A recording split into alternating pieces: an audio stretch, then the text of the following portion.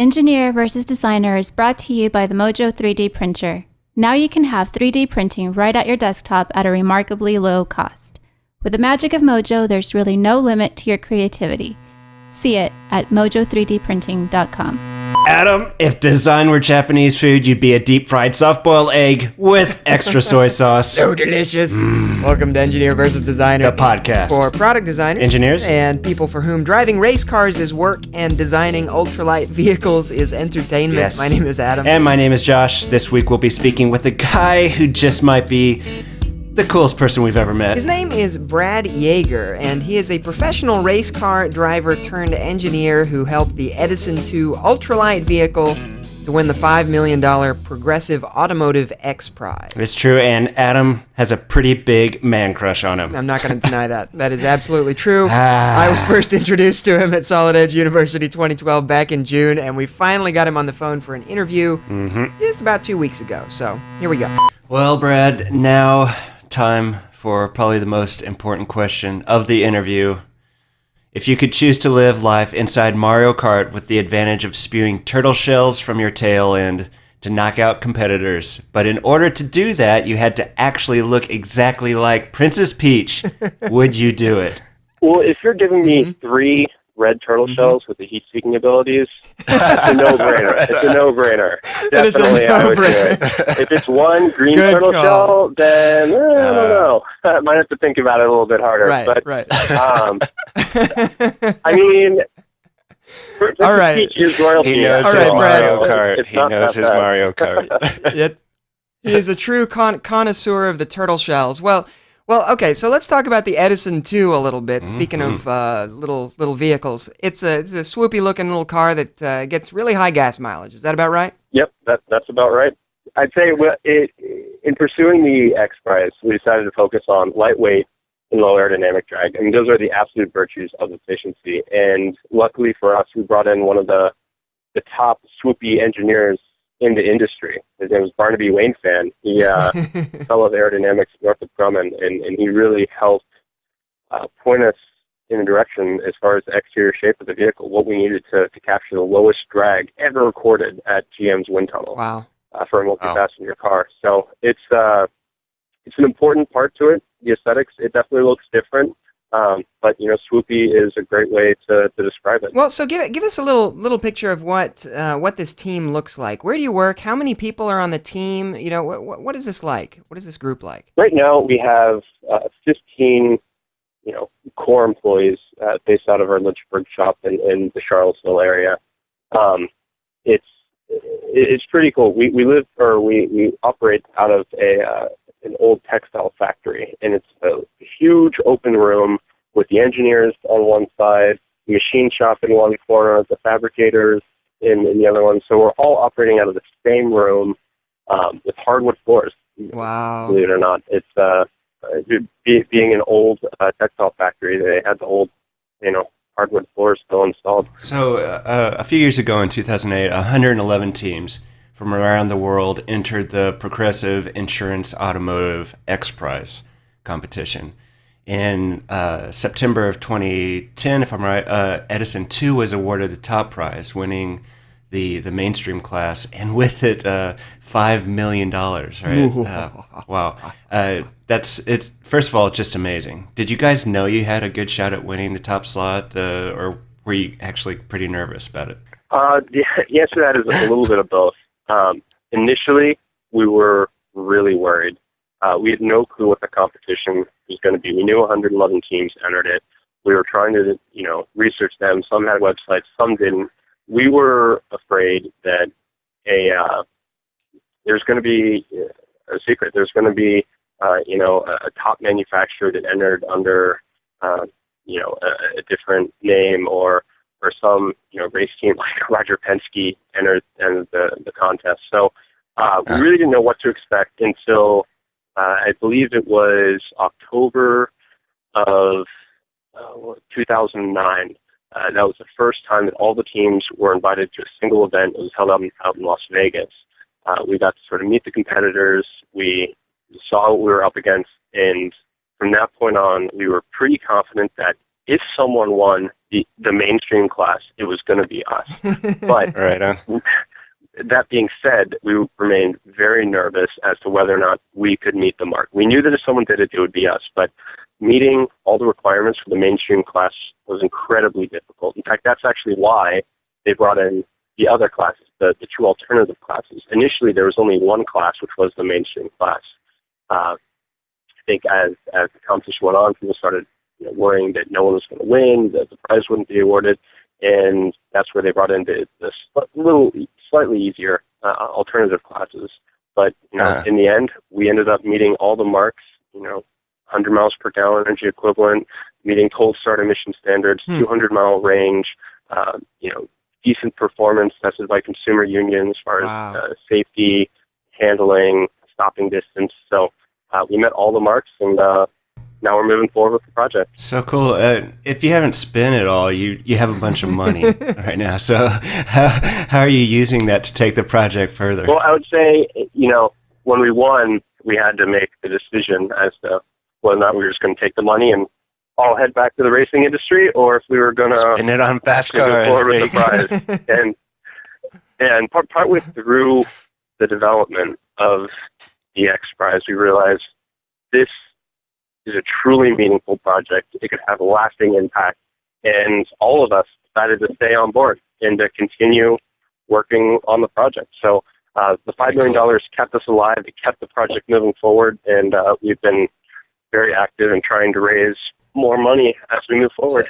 So you're the VP of Engineering and Operations at Edison too. What kinds of things are you guys working on, and what is your involvement like in that? Well, the primary focus after winning the X Prize was working on a refined version of the Very Light car, sort of the next generation Very Light car. And it's about answering a lot of people's questions about the VLC. First of all, no one's doubting the efficiency and that it's the right path for I would say, more environmentally friendly future and a more responsible usage of our energy. But people did have questions as to, well, the proof of concept cars that you compete with in the X Prize, I don't know if I want to drive that every day. So we've been working on adding the sort of the creature comforts that people need, the level of fit and finish that people expect, sort of as a pre-production version of the Very Light car, starting to introduce certain safety standards to show that the efficiency could be held on to, even with having, all the federal lighting requirements met, all the bumper standards met, certain crash tests met. So it's not answering those questions. That's definitely been the main focus. Edison 2 is street legal as a hot rod, but you can't sell it on the open market because presumably it would be too dangerous, right? So do you think Very Light cars are safe enough to share the roads with American pickup trucks? They will be, and that's been a huge push is to show that a light car can be a safe car. As soon as we finished with the X Prize, we started safety simulations, nonlinear analysis, and we showed that the X Prize frame, even as light as it was, we computed at 830 pounds. That frame could meet full frontal impact standards. Then we went a step further, and we actually crash tested one of our chassis. And what was amazing is that we showed a peak deceleration is half of conventional vehicles that are rated good by IIHS in the 40%, 40 mile per hour offset. So we've started down that path. We still have a lot of work to do, but yes, this car can be a safe car. Whether or not, you're talking about full homologation, and we're still a small R&D company. We are not going to be able to get this into mass production by ourselves. So we do not plan on through full homologation ourselves, but we want to show that it is possible. When you bring in the right OEM engineers who can help with, let's say, interior impact of the occupants, airbag strategies, all of those sorts of things, with due time, this will be able to meet, even surpass what the level of safety of conventional vehicles. That's really amazing. And so are you guys focused on getting Edison 2 into a manufacturable state, or is this really more of an R&D effort that you're trying to it's more of a proof of concept to try to get somebody else to pick it up? It's a little bit of both. We can't just focus on efficiency. We do have to look a little bit as to what this car needs for homologation so that we can hopefully sell it to a larger manufacturer. If I had to pick one, I would say we're more of an R&D company, but part of that development is looking at what this car would need if it were to be mass-produced. So tell us a little bit about the design process at Edison 2, how it happens, where do ideas come from, and how do they find their way ultimately into the vehicle? Well, I think that the most important decisions you make in the design process are the first ones, the primary decisions, and that lays the groundwork for everything you do. It's something that we attribute winning the X Prize to, being able to make radical departures from conventional thinking, primary decisions based on efficiency, which led to a new automotive architecture. And, where the OEMs are right now, it's an iterative process. It's hard for them to break away. They're relying on last year's components for part of this year's car, and with that type of thinking, it's hard for them to depart from the norm and end up with a solution similar to ours with the very light car. Now, I mean, and you guys did an internal combustion engine, right, for the X Prize, but I think you've also dabbled in electric versions as well. And I mean, obviously there are hybrids out there. What are some of the challenges of choosing a power source, and why have you dabbled in both? We want to focus on platform efficiency. We want to design a vehicle that no matter what powers it is more fuel efficient than what's available to users right now. By creating a car that takes less energy to move, it means that it can solve problems for electric vehicles. You can drastically improve fuel efficiency while using today's infrastructure for gasoline and the fueling stations. So it's an all-around answer. And after winning the X Prize with an internal combustion engine, achieving 110 miles per gallon energy equivalent in the combined cycle, 129 mpge in the highway cycle, we wanted to show what this could mean for electric vehicles, which is why we built an electric version of the VLC in 2011. And the result was, a car that it would achieve 350 mpge the way that the X Prize and the old EPA drive cycles would have measured it, 245 mpge in the new, more stringent EPA 5 cycle test, Wow. which is just shattering. It's two and a half times efficient as the Nissan Leaf or the Chevy Bolt in pure electric drive. That's amazing. So Yeah. it's Wow, that's cool. It really shows a leap forward. Wow. All right, so Mr. Brad Jaeger, you made your way into engineering by a bit of a circuitous route. So you've got a pretty interesting background. Tell us about your life as a race car driver, and then how that ultimately led to electric cars and the Edison 2. Yeah. And why you are the coolest person on the planet. Yeah. Growing up in a racing family, you look at your dad racing, even though my dad was just racing at a club level, and the first thing you think is, I could do that better than him. And my dad made the mistake of getting me a lawn go-kart when I was 7 years old, and every year after that I was pushing him to let me go go-kart racing. So finally, when I was about 13, he caved and got behind the wheel and never looked back. And luckily, I was fortunate enough to be able to pursue that through high school, through college, and when I graduated, it was a full-time profession. That is amazing. I mean, let's take a step back there. You studied mechanical engineering at Vanderbilt University, graduating in 2007, and you were an active member in the Vanderbilt Formula SAE program, where you design and fabricate an open-wheel race car every year. Now, a few weeks ago, we actually spoke with members of the Auburn Formula SAE team at Solid Edge University, where we met you, in fact. and we were really impressed by them. Clearly, this program works. What sort of lessons have you learned, or did you learn at the Formula SAE program, and how was that helpful in your transition to the professional world? Formula SAE isn't a must right now, but it's quickly becoming one. It definitely sets you apart as you go out into the auto industry. I've met multiple engineers in OEMs, in race teams, to say if the student doesn't have Formula SAE background, we're not going to look at them. Wow. And Dang. how many similarities there are between the Formula SAE competition and what we went through with the X Prize competition was surprising.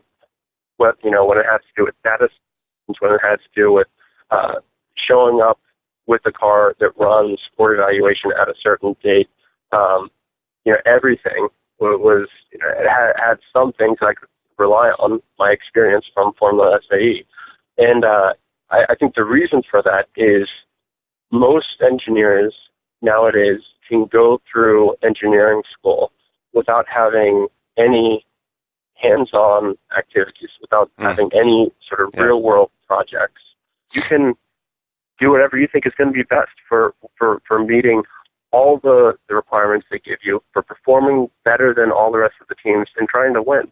So whether or not that's building a composite chassis or a steel tube frame chassis, or relying on last year's suspension design from your college teams, or moving forward with a new design, changing powertrains, it's all questions that you need to be able to justify to the judges why you did what you did. It gives the students some of the back of the envelope calculations initially to try to lead them in the right direction. And not only do they have to design it, they have to build it. So having the experience of fabricating these chassis, welding, notching tubes, machining components on the lathe or the mill, it's really valuable moving forward for them. You've worked for Dorn Enterprises on the fabulous Ford GTR program. What was that like? It was awesome being able to be involved in that. I was driving for Dorn Racing, during the season, and during the winter months, they had a need for an engineer, so I was able to fill in on the Ford GTR program. Wow. And that's actually what led to me being involved with Edison too. Oliver Kutner was the founder of Edison too, and he was also the person that sort of really just led the whole Ford GTR program. He was the one pushing forward with it and funding it. So that's how I met Oliver. And the chief of design for the Ford GT program was Ron Mathis, who is also Edison 2's chief of design right now, and head engineer. So wow.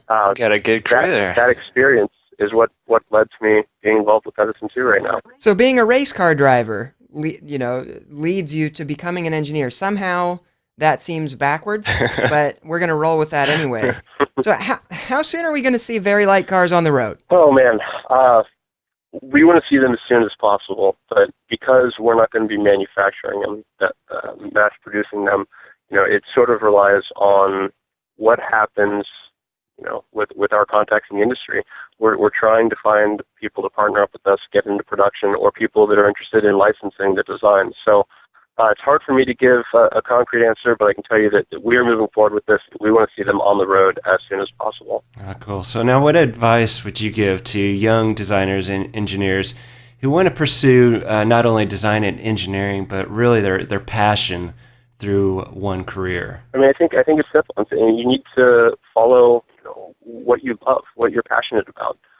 You need to sort of know what you want to be doing for the rest of your life. I think some kids have that. Some kids grow up knowing, whether or not they're building model airplanes in their basement, and they know they want to, go work for Boeing as an aerodynamicist, or Northrop Grumman, or any other aerospace industry, or maybe they're building model cars in the basement. They know they want to go into the automotive industry. You need to do what you love, because life is too short not to be doing what you find enjoyable. Well, let me just push back on that a little bit. I mean, because I think that's really good advice. And obviously, I mean, it goes way, way back. Ben Franklin said it, right? I think it was Ben Franklin said, do something you love, never work a day in your life. But, I think it's a pretty big problem right now, that a lot of young people don't know what they want to do with their lives. They don't know what they like, what they're passionate about.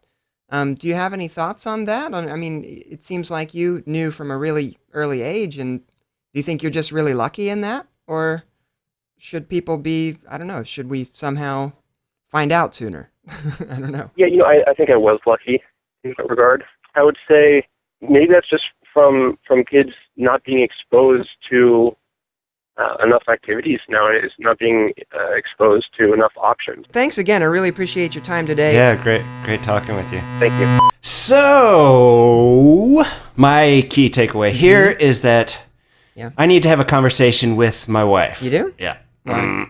Yeah, she needs to understand that in order to become a successful engineer, I'm going to have to start driving race cars. Okay, well, let me know how that turns out. If you'd like to send invitations to drive in the Daytona 500 to EVDHQ, please address them to Josh. He does love to make a fool of himself. Please. Yep, and if you'd like to send a paper bag to EVD, please address it to Adam so he can put it over his head and hang it in shame. And if you'd like to see us brutally beaten with sand stuffed socks, let us know about it at EngineerVsDesigner.com. And if you'd like to see us lonely and dejected, please be sure to like us, +1 us, tweet us, or whatever else, as our wives have put us on social media probation. This show was edited by Simon Martin. Our theme music is by Ross Hartman. We'll see you next week, and remember, while putting an iPhone in a blender makes for good YouTube entertainment, a real-life hammer is just about as much fun. Yes, so satisfying. Well, bam. Look out! Engineer vs. Designer is brought to you by Mojo 3D Printer, a world-class professional 3D printer for only $185 a month. To find out how you can give your big idea a little mojo, visit mojo3dprinting.com. A production of EBD Media.